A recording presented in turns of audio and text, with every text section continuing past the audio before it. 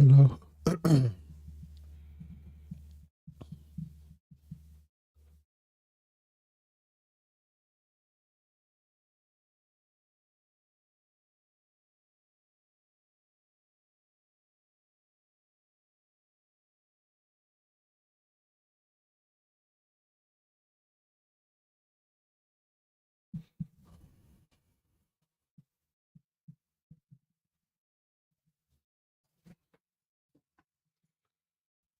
All right, we are back. Are we live?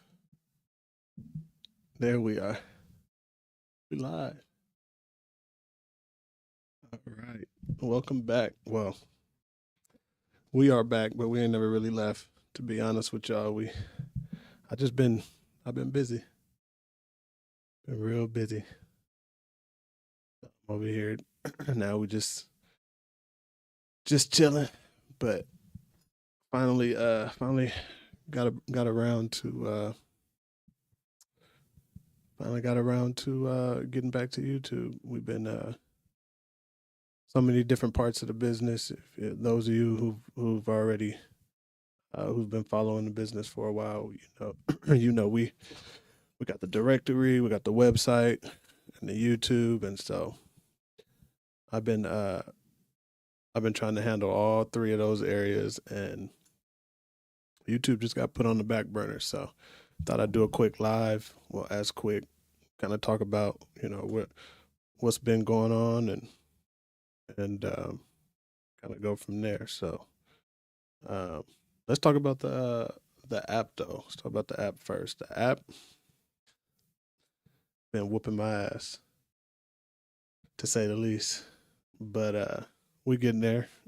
Keep getting the runaround from a bunch of developers, and so I'm honestly I'm considering just doing it myself. But we'll see. We'll see.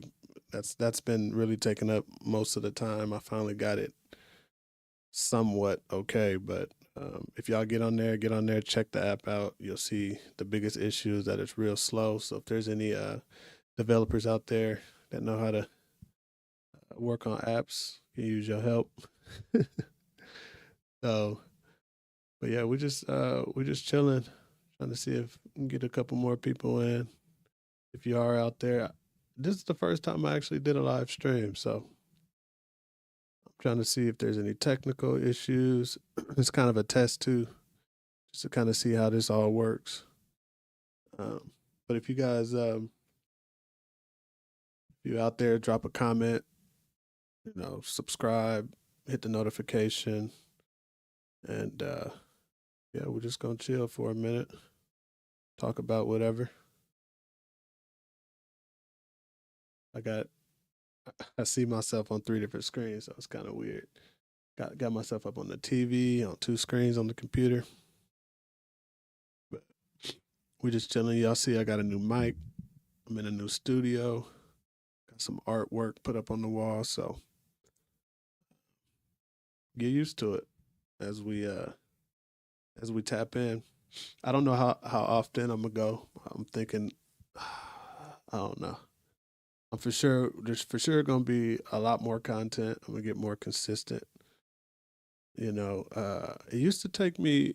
I don't know if y'all if I ever discussed this on any other videos, but it used to take me 8 to 12 hours to get a video done. And so with this new platform that I got, this whole new look and the new software that I got that I'm using should be able to get things done a lot quicker. So yeah, that is where we at. Let me see.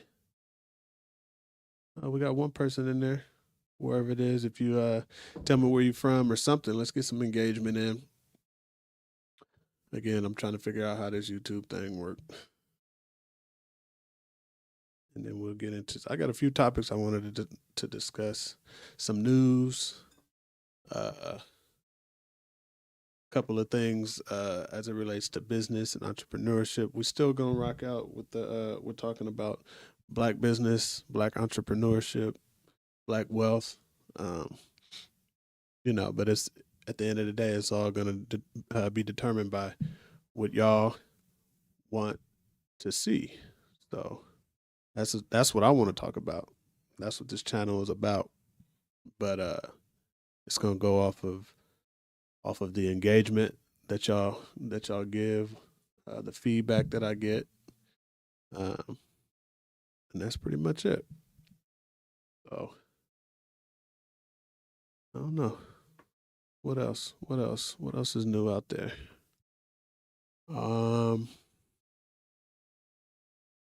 Yeah, I just looked up and 2 years went by. So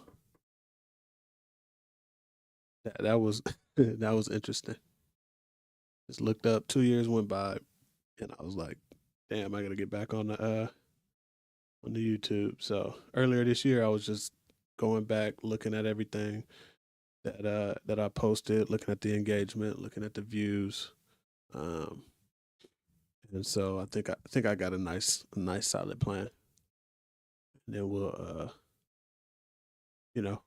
move accordingly. So, all right, let's get into it. What are we gonna talk about today? What are we gonna talk about today? Let's see. Got a nice little setup here. Oh, let's talk about it. April showers, Afro unicorn. I was watching this video a few days ago, and she really gave some good information. I don't know if you got. I think we're all familiar with business licensing, but I don't know. I've never even thought about like looking into it, and I thought this was pretty good. She's doing her thing, so I wanted to play this video real quick, and see share the information and see what she's got to say. So let's get all right gas, into it. No brakes. That is. So yeah, let's get right into it.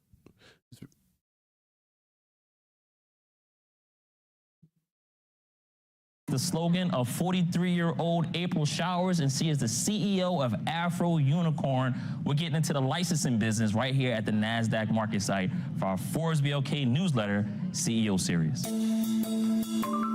Hello, everyone. It's Jabari Young, senior editor here at Forbes, and I'm at the NASDAQ market site. And behind me is April Showers. She is the CEO of Afro Unicorn. April, thank you so much for joining me on the Forbes BLK newsletter CEO series. We're talking to startups and smaller companies like yourself, making waves and impacts in the business. We're talking right now, and it is Women's International History Month, right? So I'm going to ask you, give me a notable figure, a woman figure who you might have looked up to as you've gotten your CEO journey as running Afro Unicorn.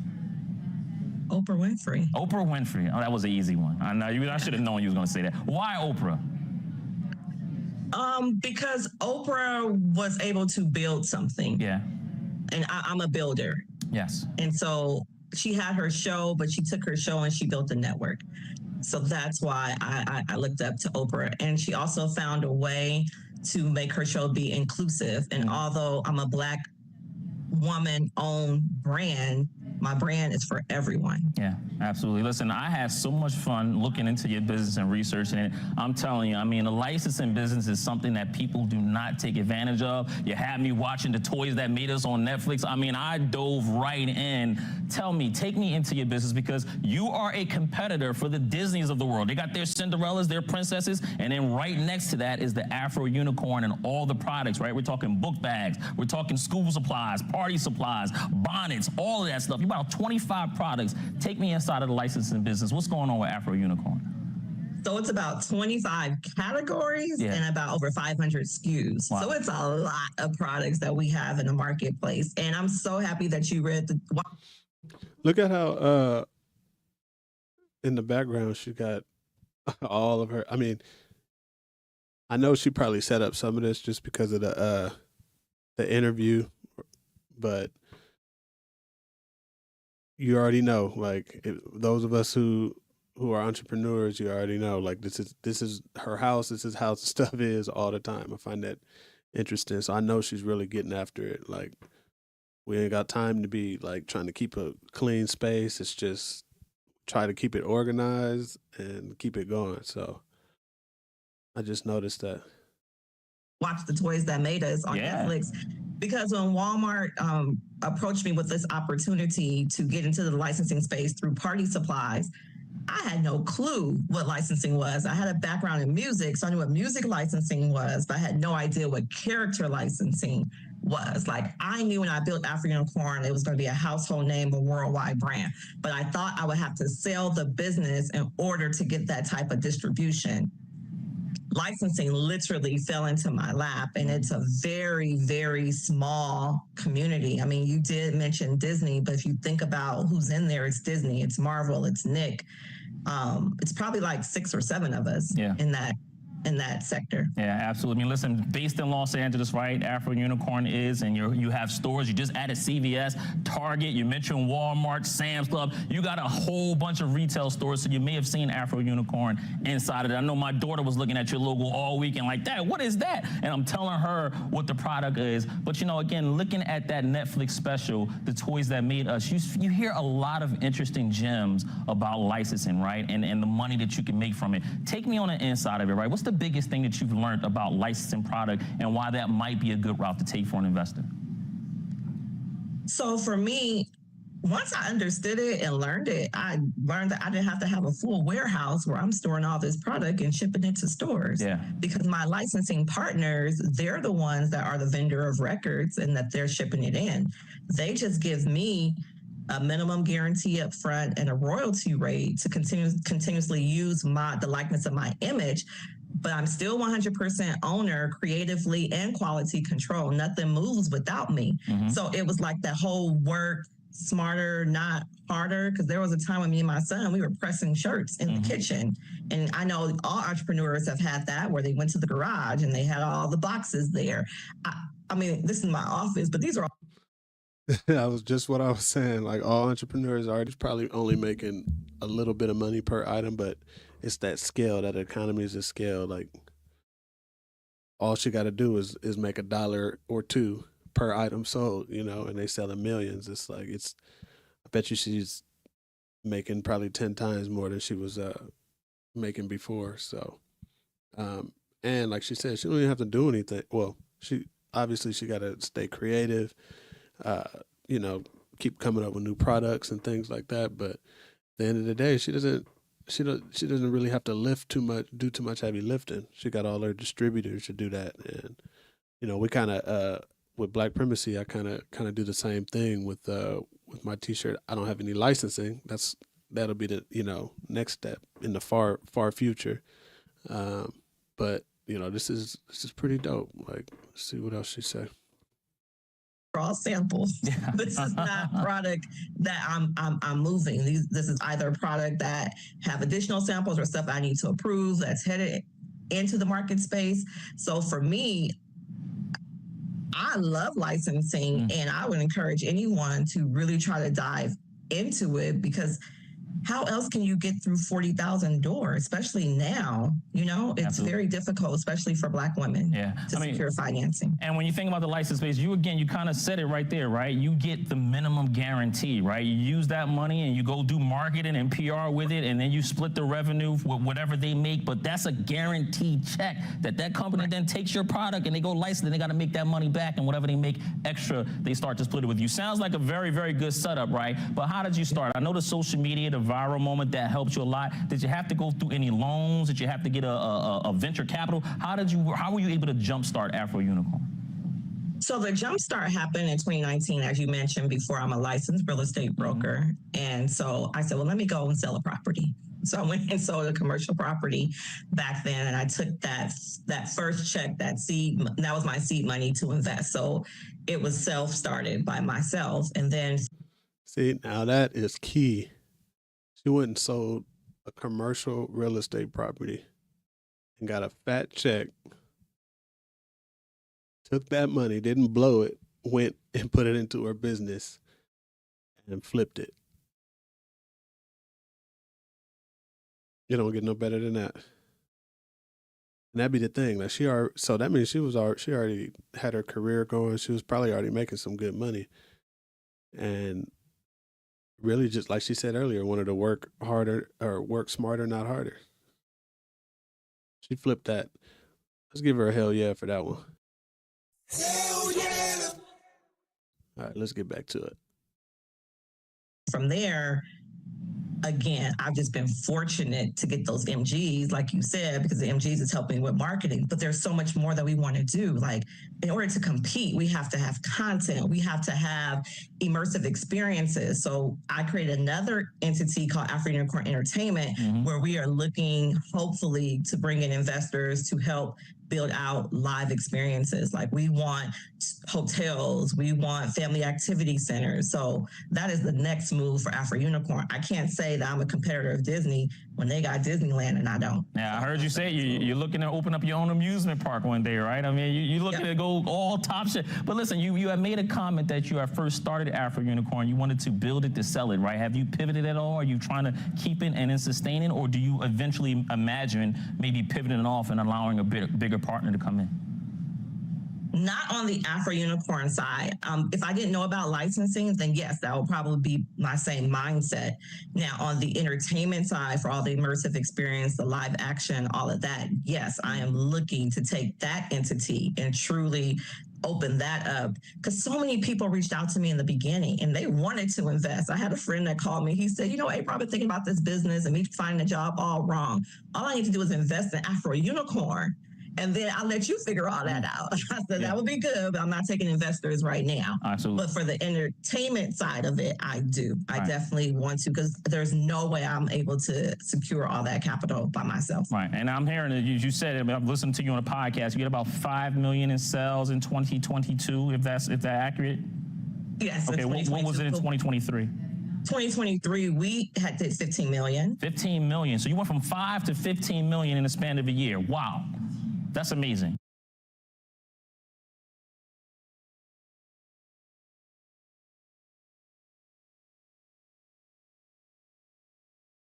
Hope y'all heard that. She tripled it. Tripled it. Give her another one. Hell yeah!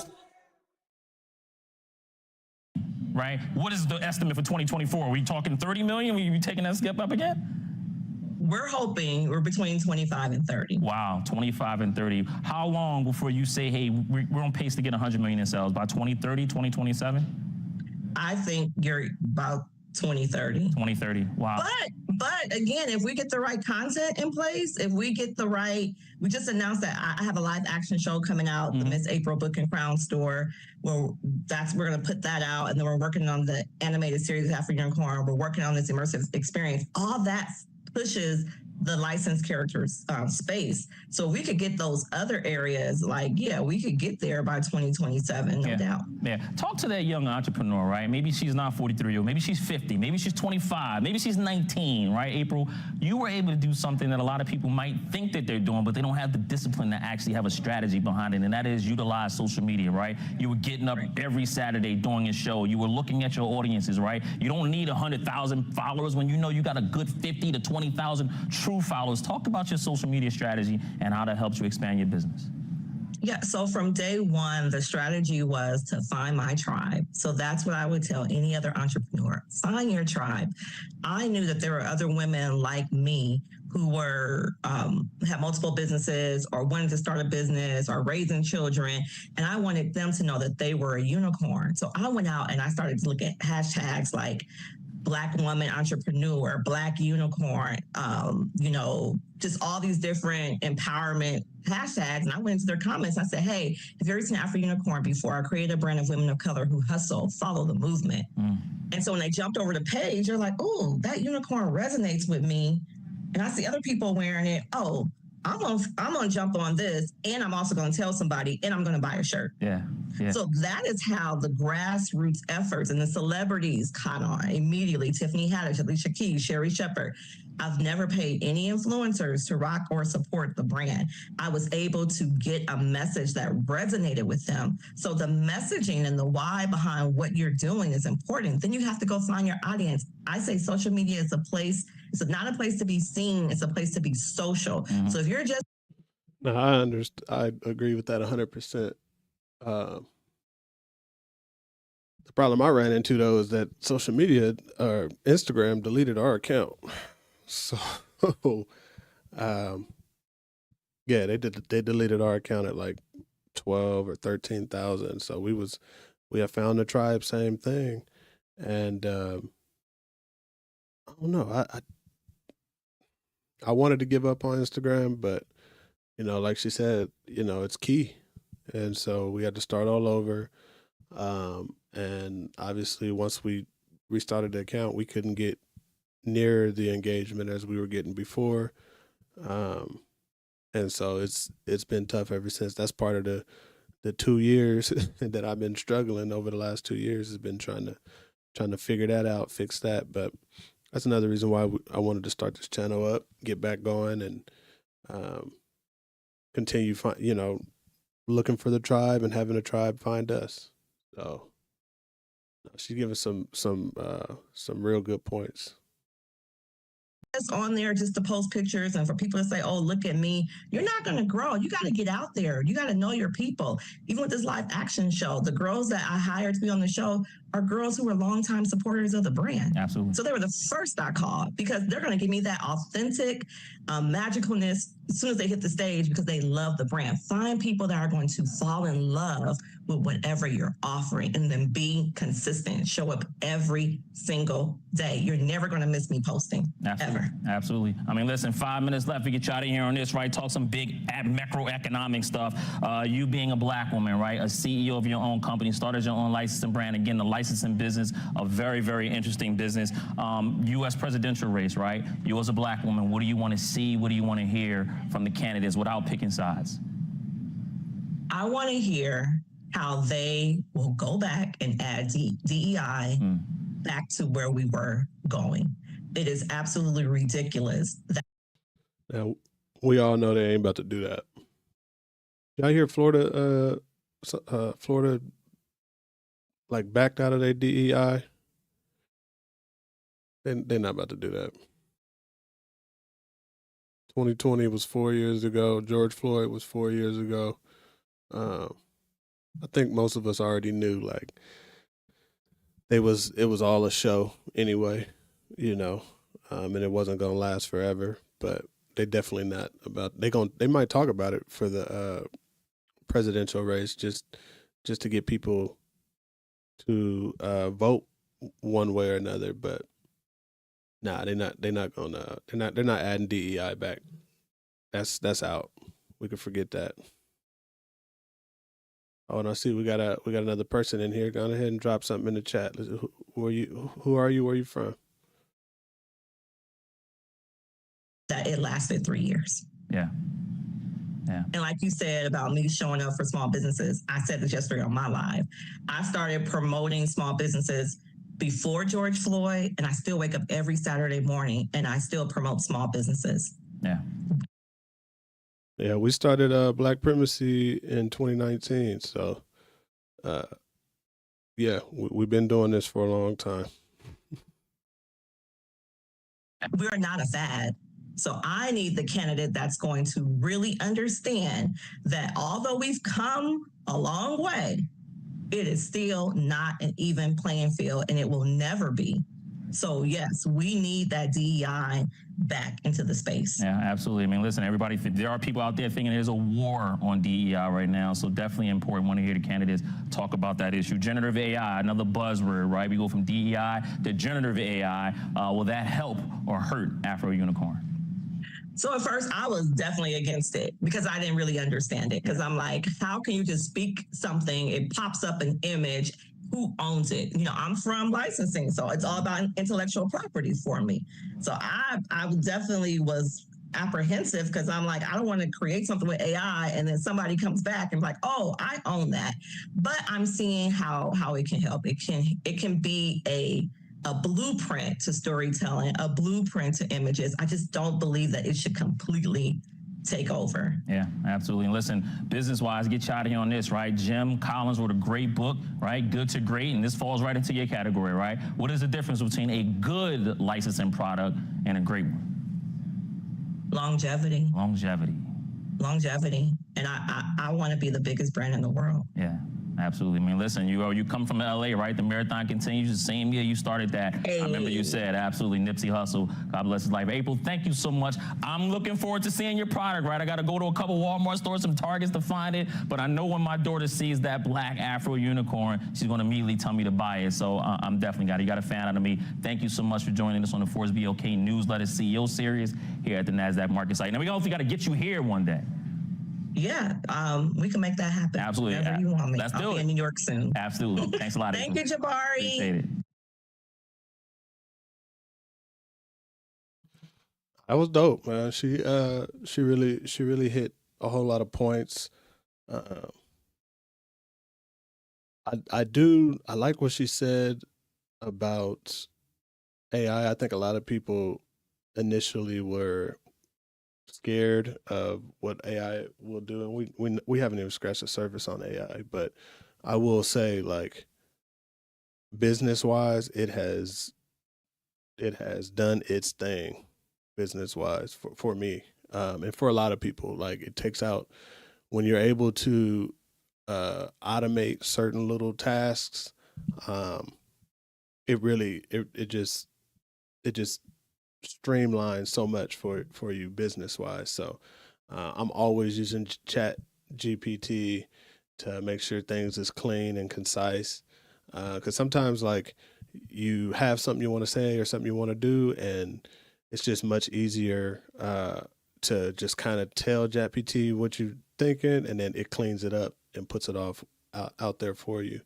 And then you'll see a lot of business systems are implementing AI. So it is the future. It can be intimidating when you first get into it, because you're like, this is about to take over the world. But at the end of the day, it still needs human input in order to do anything. So from an entrepreneurial perspective, I really think AI is like perfect.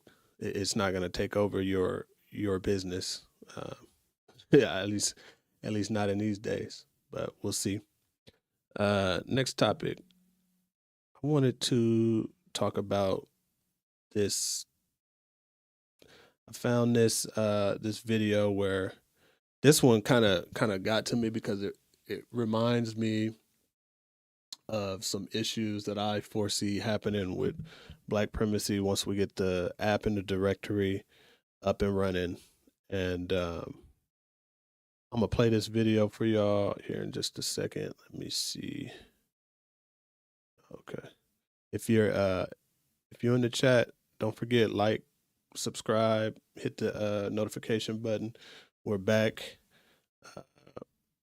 Black Primacy is back. We never really left, but we definitely about to get more consistent. So make sure you hit the subscribe. Drop a comment so I know where you're from, who you are, and yeah, let's get back into it.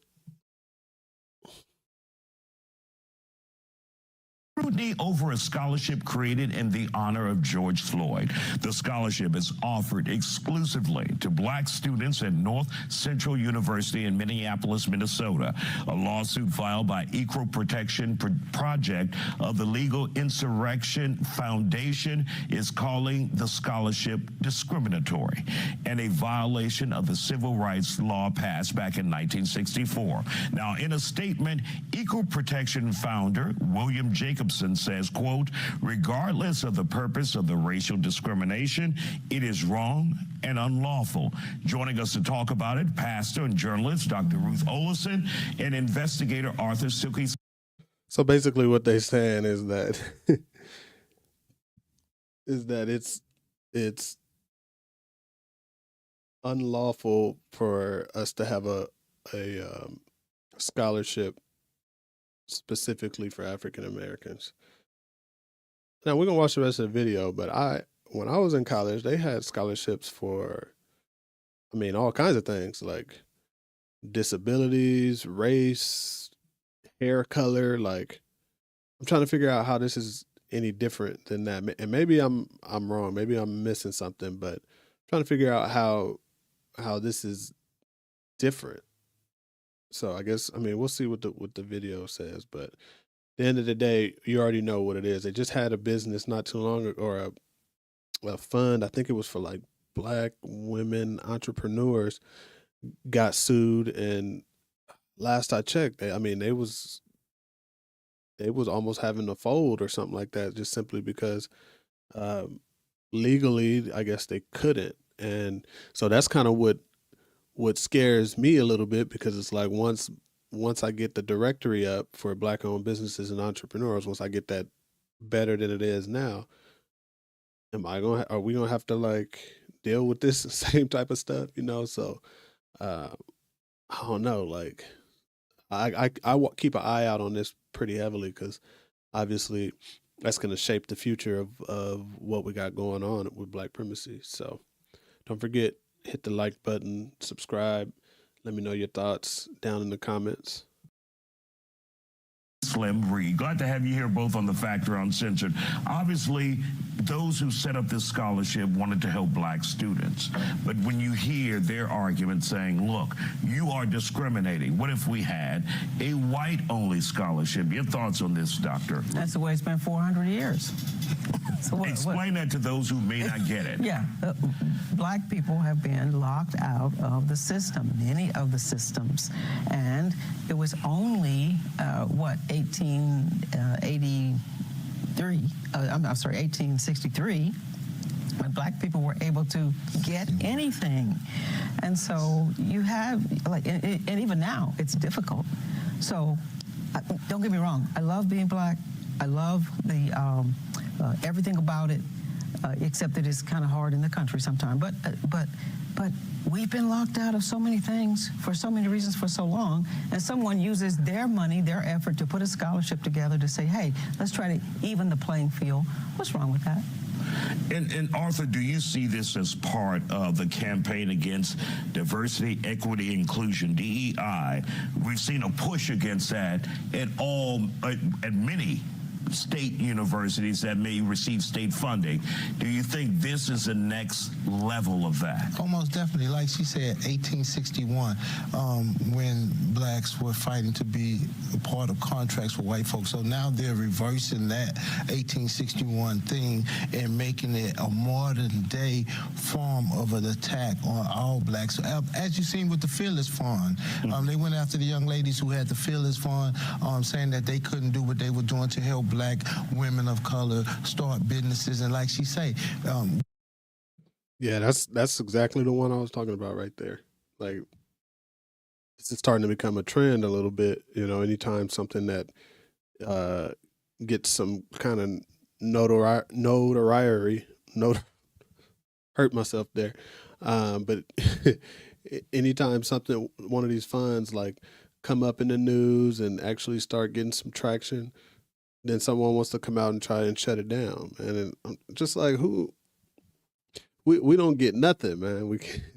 If these aren't examples of like, people trying to just keep certain demographics down for no reason, like she said, the lady said before, like when it comes to these scholarships and just access to certain things, like we already locked out anyway. So,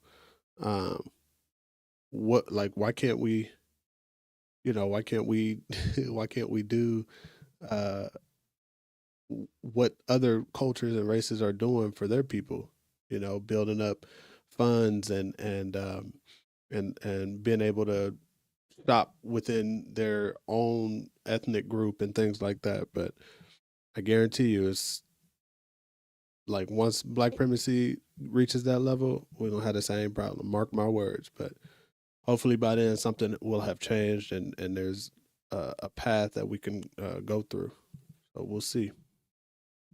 We have been held back so long by these racist attacks, and unfortunately for some of us, not all of us, but for some of us, we ran off the wolf and let the fox run free in the yard, and the fox has the same appetite as the wolf, but a more friendly way of attacking his prey. So now we're so comfortable, and now these things are happening, and I think that it's good that it's happening right now, because it's starting us to have to get back to doing what we were doing at first, work again. Everybody's kicked back on vacation. It's time to work again. Get away from all the social media and the reality TV and look at the reality of life, because they're trying to set us back to where we were.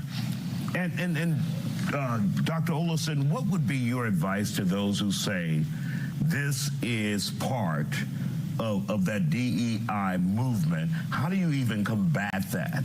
It's, of course, besides what Arthur said, get back to work, yeah, wake up. It's anti-DEI. It's anti-diversity inclusion. So I said when the thing with George Floyd first happened and Black Lives Matter rose up higher, I said, you know what? I really hope that's true. I really hope Black Lives Matter. But Black lives have to matter first to us. I can't, no, it doesn't matter to me that everybody else thinks Black Lives Matter. It matters to me what I think of me and what I think of Black people. And I love us. I think we are great. I think we're amazing that we survived. And so, yes, there is that attack. It's a backlash. There's a spirit in the country now that is rolling back, that's rearing its ugly head.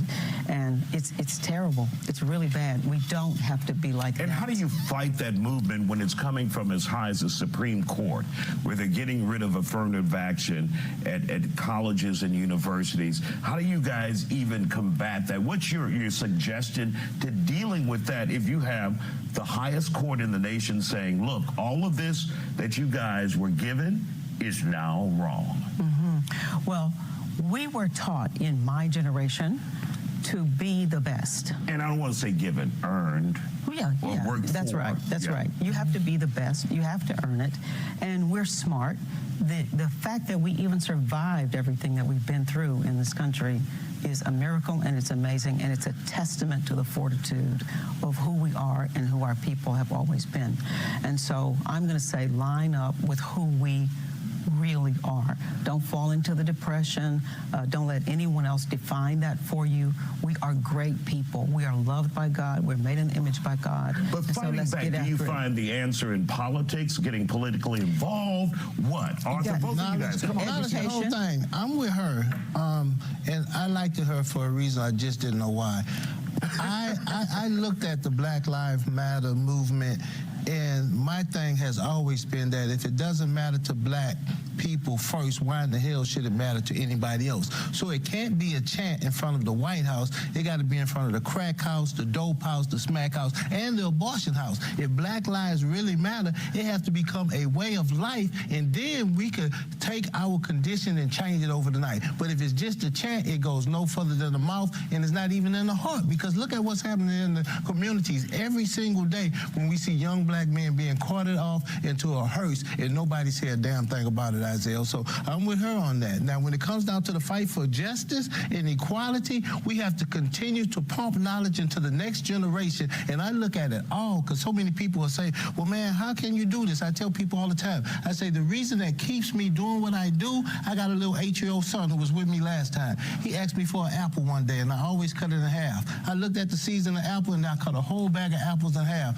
Never found over 4 seeds. And then I started thinking, if I just take one of these seeds and plant it, I'll never count the apples that come from that tree. So it's all about those ones and twos that we change, and to continue to pump knowledge into that next generation. All right. We want to thank you guys for joining us here. We appreciate you both and your knowledge here on the issue tonight. Businesses find all sorts of ways to stand apart from their competition.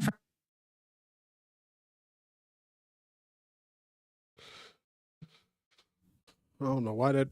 Looks like my stream is trying to get laggy. Let me see something real quick. Oh no, we good. It's just laggy on my end. Let me see. So yeah, man, that. Let me get this up off the screen, cause. Yeah, that's just a whole nother example of why it's gonna be tough trying to do anything solely for African Americans in this country. But we're gonna continue to rock out. We're gonna continue to do our thing, and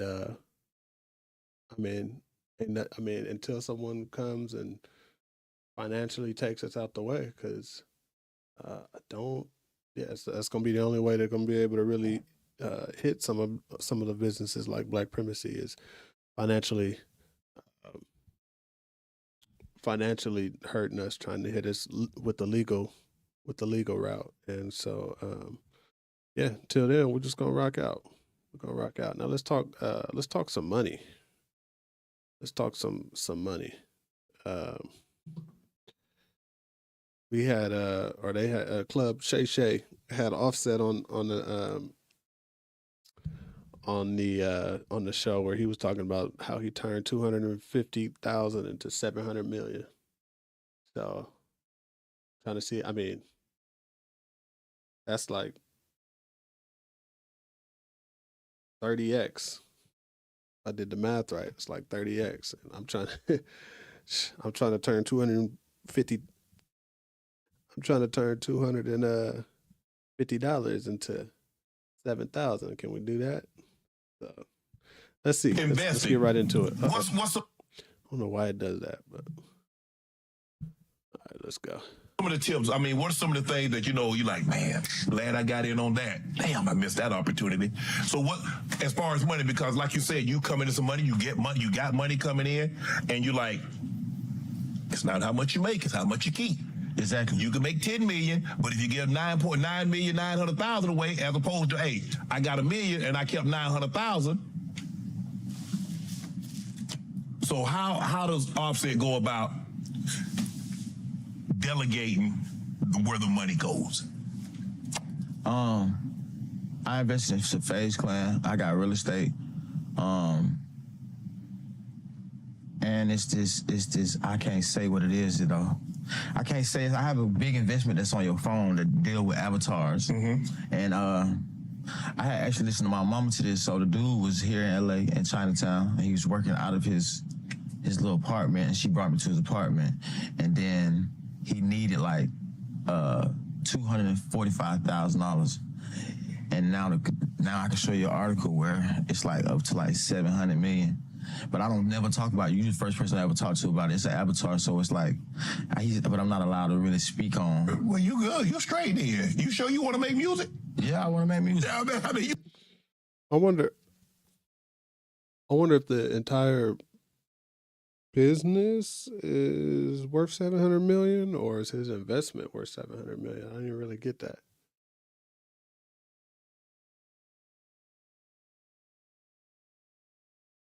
Because it would also, I mean, either way, it's still he still came off on top, because it would also depend on the amount of equity he got for that 245K.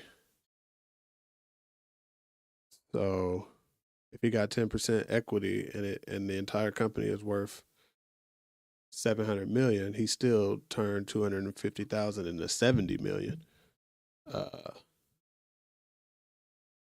Yeah, I would need some more info. Let's see if you talk about it. Looks like the video is a little choppy though, but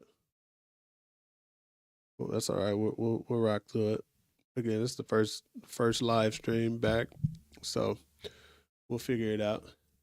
You good. You got no, it's later though. See, what I learned is everybody investments hit around like mid-40s. Right. Like look at Nas with Ring and all that, and like even Juicy J. So I'm cool. I know I got some up the river. But as of right now, I save a lot of money though. I got a lot of kids, bro. Yeah, you gotta save. It's special. You know, I got kids. I got kids. Still got them. You know, had kids. I got kids. I've been there. You already know. Yeah. I know you know. And I got 2 daughters too. You got 2 weddings coming. I got 2 daughters. Shit. I ain't ready for them days. Or them talks. I don't even want to talk about that. So obviously the avatar we can't mention about. Let me ask you this. What have you learned about the since you entered, what have you learned most about the music industry? Because I always hear it's cutthroat, they do you bad, they put you on these deals where they taking all the money or you get it advance and blah, blah, blah. So what have Offset learned most about the business? Knowledge is key. And you can't blame the system, because the system gonna keep going. So what you gotta do is, like I did, you gotta adjust to the system, get to learning what ask questions. Like I'm asking questions. I don't want you to, before you give me the money, I'm gonna ask you what I gotta give you. Yeah. See, because at first, when I first came in the game, well, you got $2 million for me? Man, run it. publish, you got 5 million? Run it. Not really reading the terms, not really understanding, and then your lawyer ain't gonna tell you, what you gotta do, but I feel like if you build with your lawyer, like I talk to my lawyer day to day, when I'm asking questions, and he know like, I'm gonna ask this question, and I need you to break it down into a way that I can understand, so I understand what I'm signing up to, because I've been a dumb artist before, just signing shit, just because they get you with the money. You gotta think, you 20 years old, these folks like, look, you got a hot song, let me give you $2 million. But then I'm gonna own you, and then you got 5 albums, but then soon the album come out, because most people don't know, when your album come out, you at an artist level like me, man, your first month, they done made 2-3 million. Wow. But it ain't your cut, it ain't your money, and it's not counting to your recoupment. But on what they own, that then recoup the 2-3 million, and they still got you in $3 million debt. And quarterly counting it down, and they still got to spend the money to get it. So, but at the same time, they're making an investment. So you got to understand the business terms and understand that business, these folks need to make the money. Right. So they giving you a lot of money, but you also got to learn like, okay, cool, what are my deliverables for this money? What's the time limit on the deliverables? And then me, I love my label, because I work my label, Capitol Records. I work with them. I'm gonna go to the office. I'm gonna sit down in politics. If I got a complaint, I'm not gonna try to be like an asshole about it. I'm gonna try to get a way to figure out the game. How can I politic better? How can I rub shoulders so this person can know? Because a lot of times we blame the label, but we ain't really gave them no type of information. Right. We just turn our album in like, make this go. And it don't work like that. It's a whole process to everything. So did you have to learn the hard way, these lessons? Yes, had to learn the hard way, for sure, man. Like, being trapped. I was just getting ready to say, it sounded like he learned the hard way, which ain't a bad thing. Ain't a bad thing. But you could tell he learned from experience on all everything that he's saying. So I ain't mad at him. Your music, right? All that is like you control. So help me out with this. Okay, there's ownership, there's masters, and there's publishing. Are those the same thing? Wait, you said there's ownership. So let me ask you a question. So is publishing and masters, is that the same thing? No. Or they're two different things? That's two different things. Okay, so you own the publishing? I don't own my masters. You don't? I own a percentage of my masters, but I don't own 100. I don't own 100%. Are you gonna try to get them? Yeah, I'm trying to get them, but you gotta like I just said, you gotta finish your deliverables. Okay. So say for instance, you get signed. They sign you $3 million,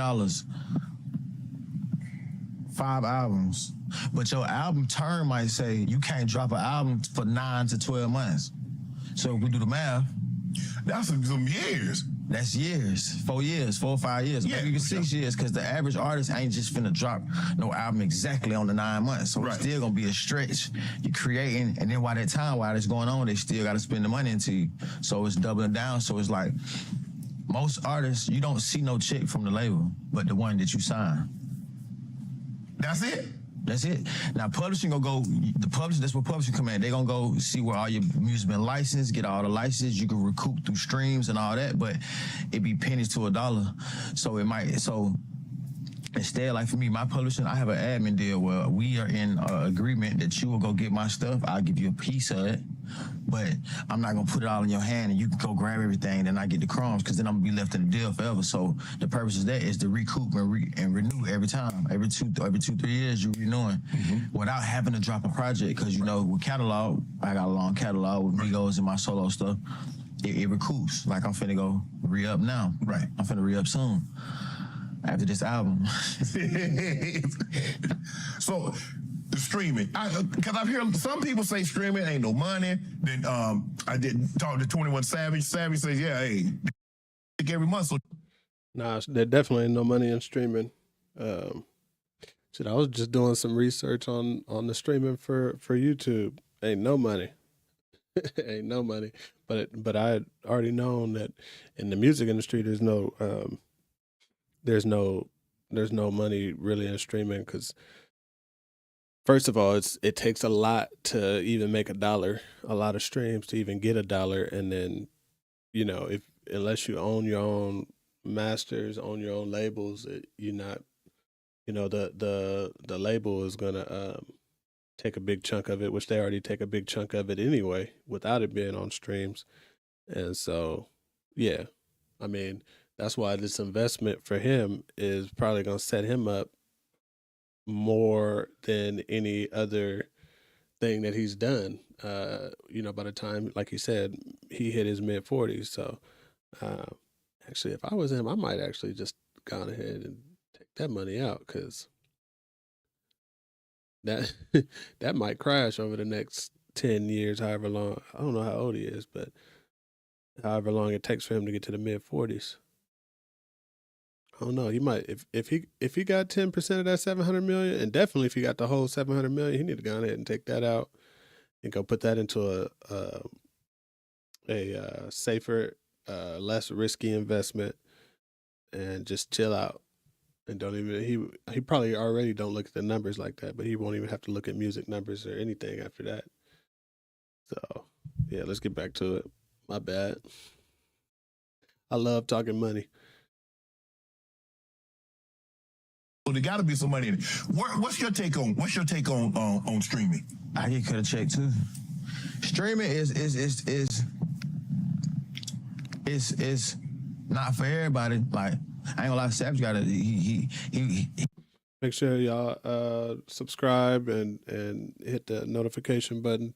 Like I said, we're gonna keep rocking out. We about to drop a whole bunch of videos for the rest of the year and kind of see where we go from there.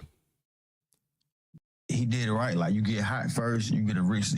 He went platinum before he was signed to anything. So he got his masters, everything, but that don't be for, that's like, he like a 10%. He like a 10% with his situation. Okay. But like I'm saying, for most artists, streaming ain't nothing but like to me, I'm gonna say it's a hype thing. Cause you get sound stage money, but like you might have all these billions of streams that ain't finna register to your that you ain't finna be getting no check like that all the time because that check is going to the label for signing you. Right. So if let's just say they own the rights, they own the masters, they own the publishing. So so in order for you to get the billion stream for it to hit your pocket, you need to own the publisher, the catalog, and all that other stuff. Yeah, but it's two things with that. See,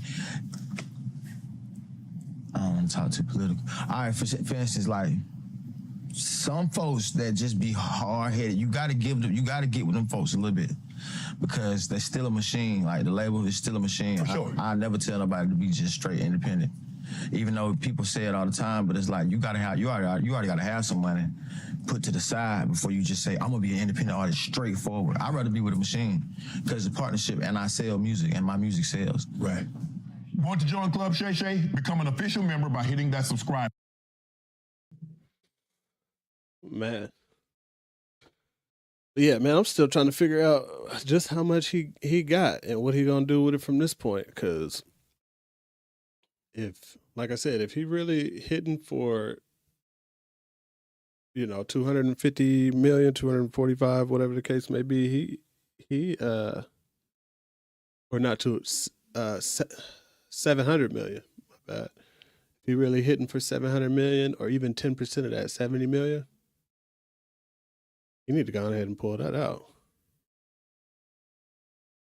But I mean, this was a good example of like why it's important to invest, especially when you get money. Like when you get money like that, like he said, like he learned so many lessons from the beginning, and it sounded like he finally cleaned up his act and started actually paying attention to the stuff he was signing, the things he was doing, and then probably had some people close to him that put him on with the investment. And I mean, you got to think $250K to him was nothing, especially I can't remember how long ago he did it, but at any point throughout his career, I'm sure $250K wasn't nothing. So, hey man, let's give him a hell yeah.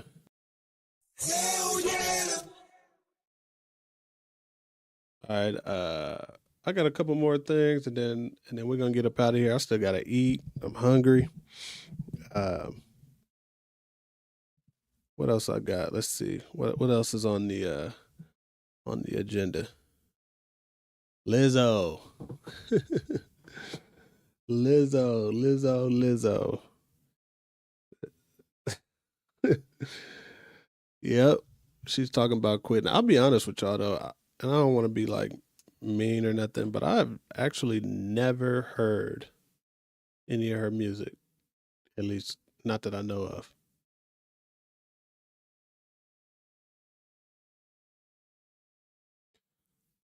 But I did look up the fact that she is worth $40 million. Hell yeah. I'm not mad at her for that. I'll be honest with you. I just don't, let me share this because let me share the article with y'all.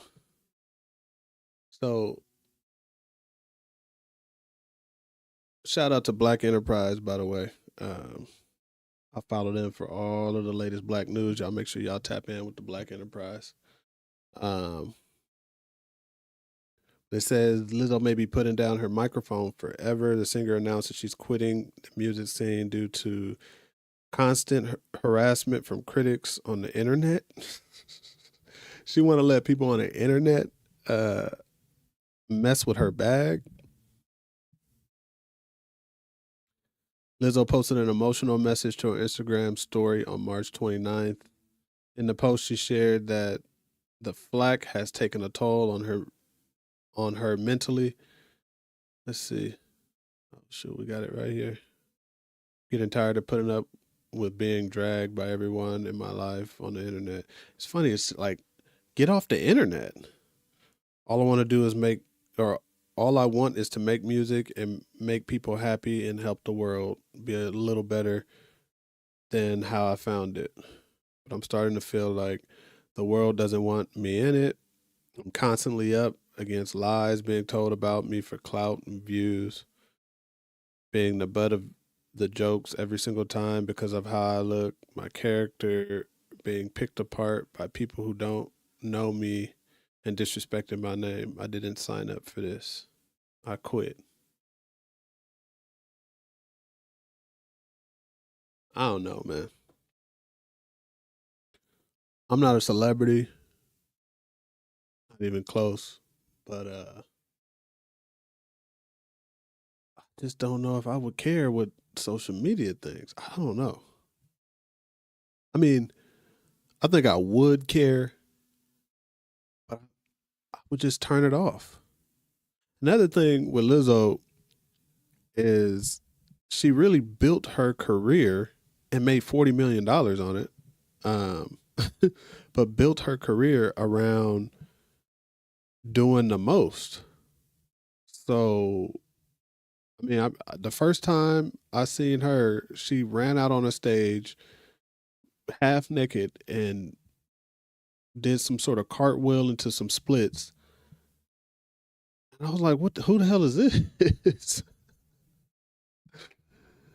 So, I mean, so when she says, what'd she say?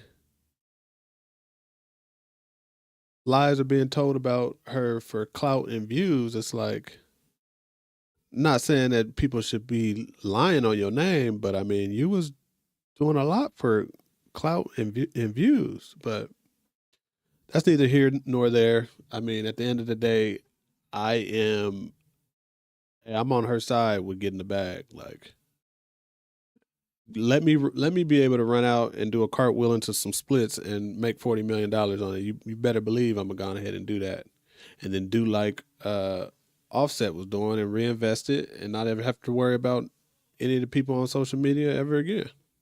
Call it a day, and she could actually quit. I mean, yeah, just quit. Just quit. She done made her bag. All she got to do is reinvest and quit, and go live her life. And it's funny because in this, she said it like 3 times, like everyone on the internet. So I'm assuming the people that she's surrounded by are not the part of the problem. So just hang out with the people you're surrounded by and get off of social media and call it a day. That's how I look at it. I mean, what else do you say? But let's give her another hell yeah for that 40 minutes. Hell yeah. All right, I got one more story. Black Enterprise.com. Relaunch.com. Again, thank y'all. I got another story from them, and it's kind of on the same topic, but a little bit better. We got Reesa Teesa to be CultureCon's keynote speaker. Hell yeah. You know what I like. Oh, let me share this. All right, let's get into it. Reesa Teesa. What the last time I saw her, she was on, what was that, like The View or something like that, and she was kind of saying the same thing that Lizzo is now saying, like, you know, people hating on her, people, you know, saying she should have known better and blah blah blah. I looked her up off of that video series alone. She'd already cracked 150K, probably more by now. The article I read was from like mid March or something like that, or early March. So yeah, like a month ago, she already cracked 150K by then. I would assume it's much more than that by now. I think they were saying something about she had, I don't know if it's on this article, but I also read that she is going to have a possible Netflix deal. You know, the thing I was talking to some people about that I didn't watch the series. I heard enough about it on the internet, but and from people that I know, but she's just an excellent storyteller. So whether it was real or not or whatever, she told the story. It kept people entertained for 5 or 6 hours, however long, and she was able to capitalize on it. And I am not mad at that. I am not mad at that. Now she gets to be this keynote speaker. Let's see. Reesa Teesa will deliver the keynote address at the first ever CultureCon on campus at Clark Atlanta University. Let's see. Oh, they got a little oh yeah, let's watch this. They got a teaser. I am Reesa Teesa. I am the creator of the Who the Did I Marry series. Reesa Teesa. Y'all know my girl Reesa Teesa. Reesa Teesa. Reesa Teesa. Reesa Teesa. Reesa Teesa. This story sounds outrageous, but it's true.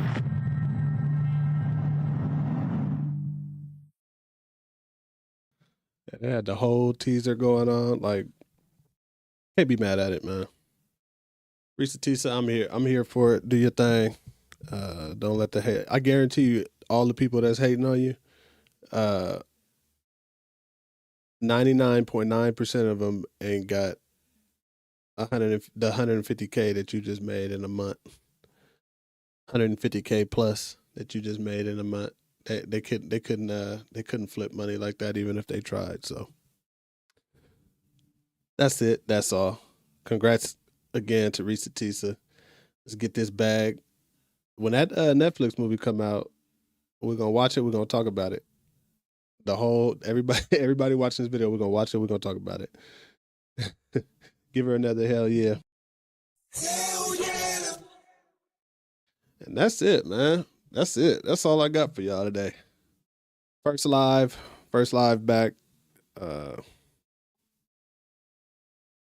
I said, it's been 2 years, but this new platform, once I figure it out, I didn't like how the video was choppy. Gotta figure that out. But man, I've been planning this for a couple months now. Actually, since the beginning of the year is when I said, all right, I gotta stop playing around and get back to it. And then over the last month, I've just been going hard trying to figure out every little thing that could go wrong and everything else. And even today, all day today, since I woke up at 8 o'clock this morning, or got up at 8 o'clock this morning, 12 hours straight.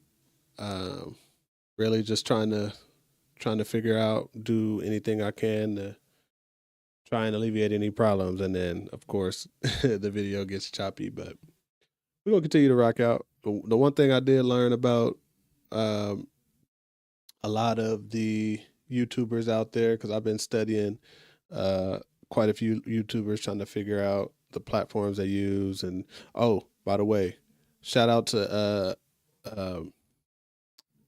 Anton Daniels. I I got the platform, everything, the way it looks, everything I got straight from him, man. You know, I find it interesting. Like, you don't, like, it's not necessary to reinvent the wheel. You just see how someone else is doing it and you apply your spin on it and you call it a day. So again, shout out to Anton Daniels. Y'all want to go check his channel out. Y'all go check it out, and about to get up out of here. What else? I want to make sure I don't forget anything. Oh yeah, big thing. I'm trying to drop 100 videos by the end of the year. That's the goal. So I'm a very analytical person.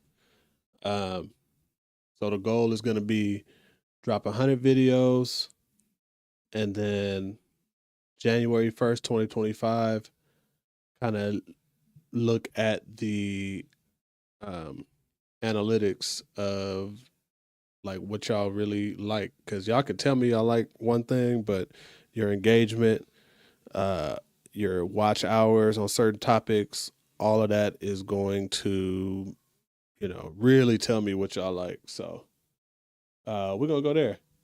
That's how we're gonna work it out. 100 videos by January 1, actually by December 31st of this year. At least 100 videos, and we're really gonna get this channel going. And the thing I like about YouTube, social media, whatever the case, you could really follow your progression and follow your the change that you have in life, and the change that you have in the content that you put out, and where you are in a certain life, and so it's gonna be interesting to look back. I already had looked back at some of the videos from 2020 that I dropped, and I was like, damn, it's just different. So I'm ready to transform this whole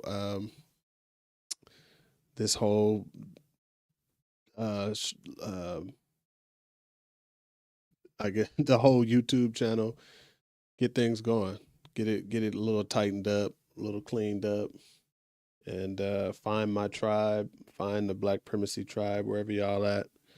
Let's go, let's get it. So feels good. So anybody's out there? Oh, Devontae is out there. Hey, tapped in. We got Devontae tapped in. See if I can bring that up. There he is. All right, first comment. Really appreciate y'all for joining. Yeah, man. We're gonna rock out. We're gonna rock out. All right. It's Ricky Rich with Black Primacy. Don't forget to like, comment, subscribe. Definitely turn on those notifications. That's it, man. Get up out of here. Y'all stay blessed.